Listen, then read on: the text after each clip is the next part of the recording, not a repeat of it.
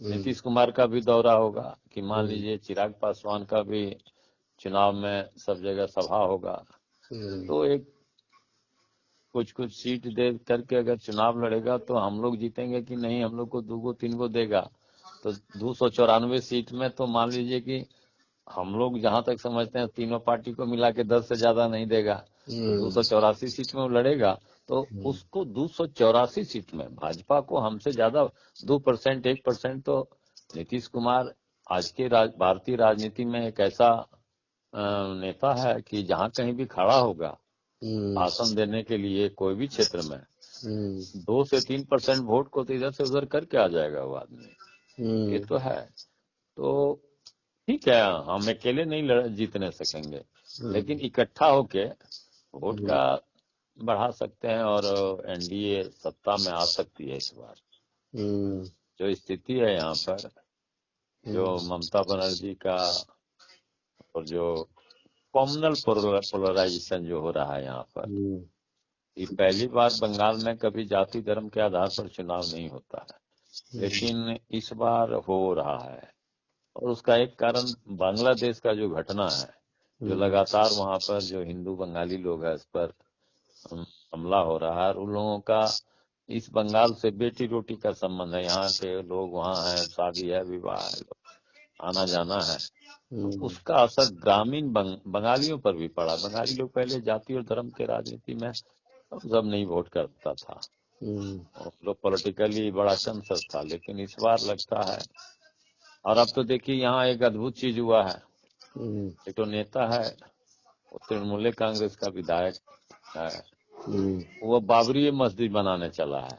हम लोग तो अब देखिए ये जो भी बोलिए, बाबरी मस्जिद 90 में ध्वस्त किया, तो अल्पसंख्यकों का भावना पर तो मैंने धार्मिक भावना आहत तो जरूर हुआ था, इसमें कोई दो राय नहीं। अब 400 वर्ष 500 वर्ष पहले बनाया, कौन बनाया, बाबर बनाया कौन, लेकिन नाम था उसका बाबरी।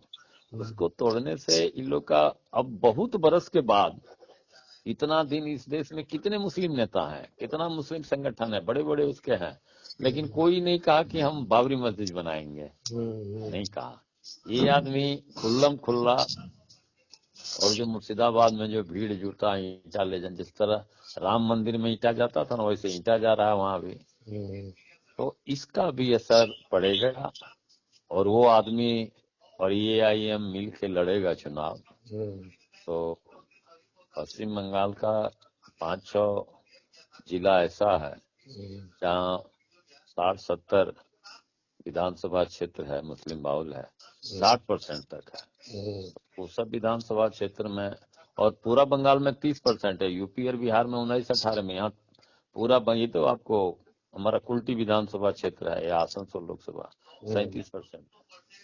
तो मुसलमानों का वोट अगर कटा ममता बनर्जी से, और यहाँ कोई ओवैसी और हुमायूं कबीर खड़ा हो गया, तो भाजपा एनडीए गठबंधन अगर मिला के लड़ेगा तो क्लीन स्वीप होगा, हड़बड़ा के 150 सीट आ जाएगा। ये स्थिति हो सकता है। और नहीं भी होगा तो वोट का पोलराइजेशन हिंदू मुसलमान पर करीब करीब चुनाव आते आते खड़ा हो जाएगा। और जो स्थिति पैदा हो रहा है, देखते हैं दंगा फसाद शुरू हो गया अब जगह जगह में। तो इधर मुर्शिदाबाद में कल भी देखे क्या 30 अब पुलिस कुछ नहीं कर रही है। माहौल यहाँ बहुत खराब है। जनता दल यूनाइटेड का पश्चिम बंगाल इकाई तो मांग किया है राज्यपाल से कि चुनाव के पहले यहाँ राष्ट्रपति शासन कर दीजिए, नहीं तो बहुत हिंसा होगा। सैकड़ों आदमी इस चुनाव में मारा जाएगा बंगाल में। तो लोग को ठीक है, चुनाव आएगा जाएगा, लेकिन जो लोग मारे जाएंगे वो तो वापस नहीं आएंगे।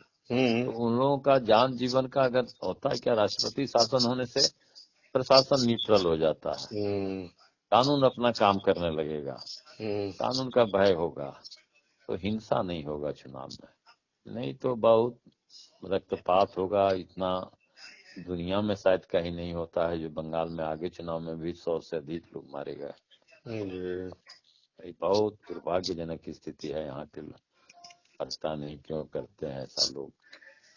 तो राष्ट्रपति शासन के लिए तो हम तो लिखे हैं कि ठीक है 2 महीना आगे भी कर दीजिए, न्यूट्रलाइज कर दीजिए, तो नहीं ना करेगा ये लोग।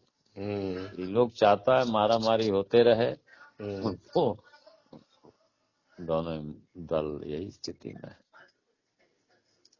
तो लड़ेंगे हम लोग, 2-3 सीट में लड़ेंगे। चलिए।